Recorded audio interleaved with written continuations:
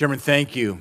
Congresswoman Stefanik, congratulations on your nomination, and thank you for being here today. I'm very pleased to see President Trump placing such a strong emphasis on this very important position of ambassador to the United Nations.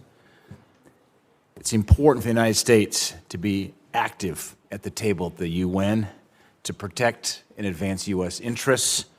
It's hard to imagine that the United Nations, which was born out of the tragedy of the Holocaust, would become a significant voice, an instrument of anti-Semitism. That is exactly what's happened. Not only has the UN General Assembly condemned Israel's right to defend itself and demanded Israel end unlawful presence in occupied Palestinian territory, but it's also attempted to recognize Palestine as a state. And programs such as UNRWA have actively assisted terrorists. I remember being in the Hezbollah terror tunnels in late August of 23, seeing what was planned. In fact, when you walk down with IDF soldiers to see spray paint in Arabic on our way to Jerusalem. And little did we know when we were touring those Hezbollah terror tunnels in northern Israel, between Israel and Lebanon, that weeks later, the worst terror attack in Israel's history would occur, October 7th, 2023. Congresswoman Stefanik, if confirmed, you will have to be a stalwart advocate for U.S. interests. And by the way, I could not be more pleased with President Trump's moral clarity on these difficult issues as it relates to what's happening in Israel. Secretary Rubio, great to see him sworn in today. You, as being our next ambassador to the United Nations, Ambassador Huckabee nominated for Israel. This will be a great team that has moral clarity on these difficult issues.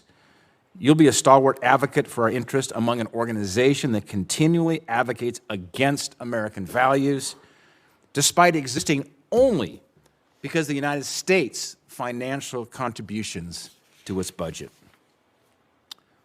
Congresswoman Stefanik, the UN has had no greater demonstration of their ineffectiveness than its failure to prevent Iran from advocating their nuclear weapons program. In your opinion, how could the United States, as a member of the Security Council, encourage the UN to take actions to curb the advancements of Iran's nuclear program?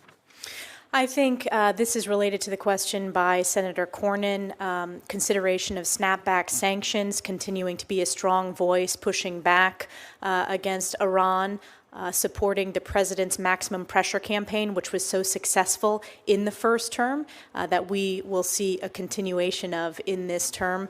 And I think that is also the critical step to take to stop the axis of terror in the region, as Iran is the #1 funder of Hamas and Hezbollah and the Houthis, which is destabilizing the region. I also think building on the success of the Abraham Accords, I mentioned this earlier in the hearing, we have an Abraham Accords caucus here, starting an Abraham Accords caucus in the United Nations with countries who understand the importance of bringing peace and normalization to the region.